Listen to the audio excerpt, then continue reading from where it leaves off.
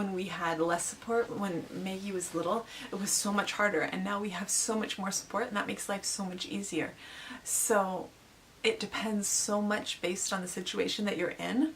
I actually made this video once before, and I was planning to post it last week, and it got eaten in the destruction of the mechanical hard drive, but I thought it was a good question, and that's why I'm making this video again. When I made the second eloping video, another mom commented and said that I should talk about what do I mean when I say that keeping Maggie safe requires pretty much constant vigilance, and what is required by constant vigilance. And really, Maggie doesn't require as much vigilance as she did when she was little. I would say that from the ages of 2 to 5, okay, until she was in school, she required really, quite literally, constant vigilance to keep her alive, because if I wasn't there with her, she was doing something dangerous, basically.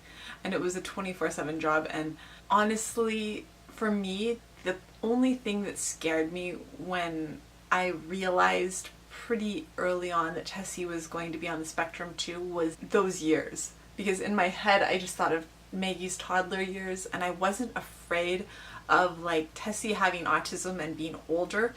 I was afraid of surviving the toddler years. And so far, Tessie hasn't at all been like Maggie as a toddler. They have so much in common, but Tessie has stayed laid back, and Maggie started out really, really laid back, but then by the time she was the age Tessie is now, she was already really, I think, frustrated, so she'd already kind of just started, I don't know. It didn't seem to me that she was destroying things because she was frustrated. It was just she was already so strong and just kind of like a little tornado that was destroying everything in her path as she went around the house. And Tessie isn't like that. She's just still really, really calm. So Maggie required constant vigilance, and that meant that I could think that she was in her room at night with a little door thing with like, we had like so many different door covers. We had, okay, you know there's the plastic knobs that go over door covers, so we had those, and she pretty quickly learned how to break those off. We had like a door monkey that you can get on Amazon, and that lasted for a while. It's like this thing that keeps kids from pinching their fingers that goes up high, and it keeps the door open a little bit so that they can't get out, because if she could get out of her room, it was so dangerous and such a disaster that we had to find a way to keep her in her room at night.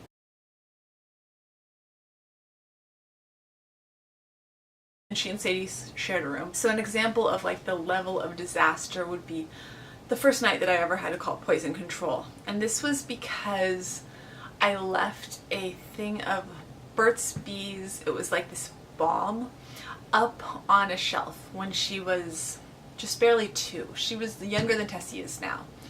And basically she had dry skin, and we had this Burt's Bees balm, this big thing of like, it was like Burt's Bees Vaseline, and I put it on the girls. It was winter, Michigan. I put it on the girls before they went to bed, after they got out of the baths, and I put them in their little pajamas, and I tucked them into their little beds, and they went to bed. And Paul went to the law library to study, and sometime around 2 in the morning I heard a sound, and Paul was still in the library studying because he was always studying. And I went in to check on them, and it was like the worst thing ever. Both of the girls, now you have to understand, Sadie was 4, Maggie was 2. They were covered from the tops of their heads to the bottoms of their feet, their hair, every part of their body, and it was very clear from their mouths that they had been eating it with this Burt's Bees balm. Their sheets, the curtains, the walls, every single surface was covered with Burt's Bees balm, everything. And it was just because I left it on the top of like this high shelf in their room, and they had gotten it down, and everything was covered with it, everything. And that was really the last time I made that mistake. And I had to call poison control because they'd eaten like, it was like this huge jar, and they'd obviously eaten it, and it was fine. And I had to wash their hair like 25 times because their hair was like coated in it. I was like, what were you even thinking, to Sadie? And she was just like crying. I have no idea. So, I mean, that was like a lesser thing. That wasn't like a bad thing. That wasn't like the way that she would just take off and run, because anytime you weren't holding on to her outside, she would just take off and run. So that was on the constant vigilance on a much lesser scale. That was just an example of how it would be inside the house. Or like another example would be like we were walking through the kitchen and no one was holding her hand. We were just walking from like the back door through our kitchen to go out, and I think I was probably holding Patrick and Paul was like carrying groceries in, and apparently Maggie ran by and turned on all the gas burners past like the click click click part, so gas was coming out of the burners and they weren't on. I noticed like there was a smell, and I was trying to figure that out for a while, and that's one of the reasons that we're like so vigilant about her not. There's a lot of things in kitchens that can be dangerous when you are just into getting into every single thing and getting into everything. And also when she's very into flushing her toys down toilets, which is one of the reasons why she always has to have a grown-up in the bathroom with her.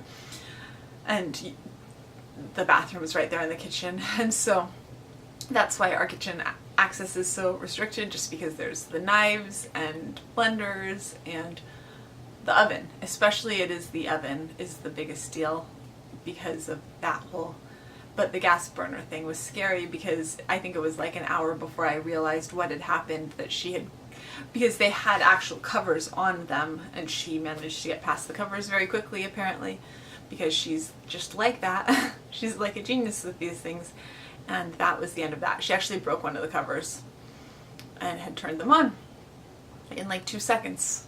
It was scary. So that's the sort of constant vigilance we're talking about. Just she manages to, out of curiosity of turning things and opening things and just being very good at locks that adults have a hard time with. I've seen her open things that adults struggle with in just 2 seconds. And so we always have to be watching. And it's very rarely malicious. It's usually just out of curiosity. She's usually like laughing and giggling, and yeah, she usually knows she's not supposed to. She usually like has a look, and like if she sees the grown-up coming, she'll like giggle and like run away, like run over to the other side of the room and stand there laughing. One of the doctors that examined her recently said that they thought that she was somewhere psychologically, she was between the ages of 2 and 5, and I think that's probably pretty accurate, because she seems like she's right there with Patch and James, especially when she makes jokes. She seems to make jokes that are right there around the jokes that the boys would make, except that she like weighs 60 pounds and is super strong and is super smart, intellectually, cognitively smart, and so it's challenging. Like most 2-year-olds can't get past most locks, so that creates its own set of challenges, and most 2-year-olds don't have that drive to run. I was talking with someone the other day about how she just has the drive to run, and it just seems like it's without a reason that they hadn't met. It was I can't remember which of our workers it was. It was someone who knows Maggie, and they were talking about how they hadn't met very many children with autism who just have the drive to run, that she just runs to run. And it doesn't seem like there's much why behind it.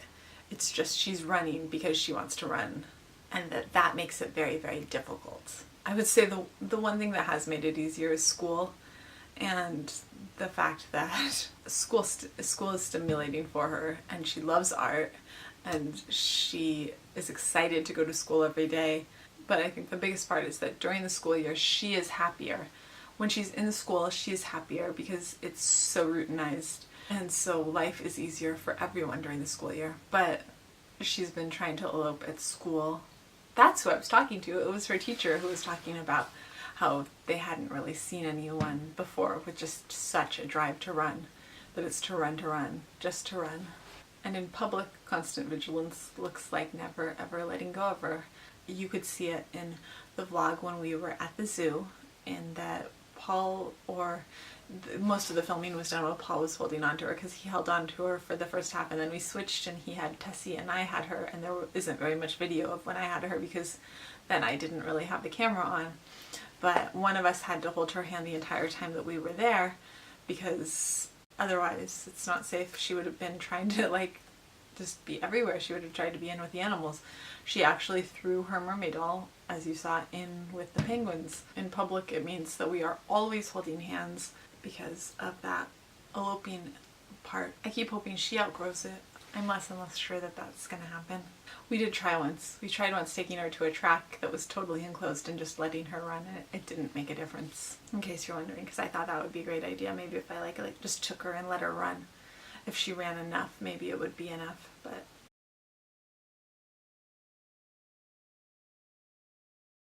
that's not it. I'm not sure that that is the best description, and I'm sure there's other parents who could add to this with their own description.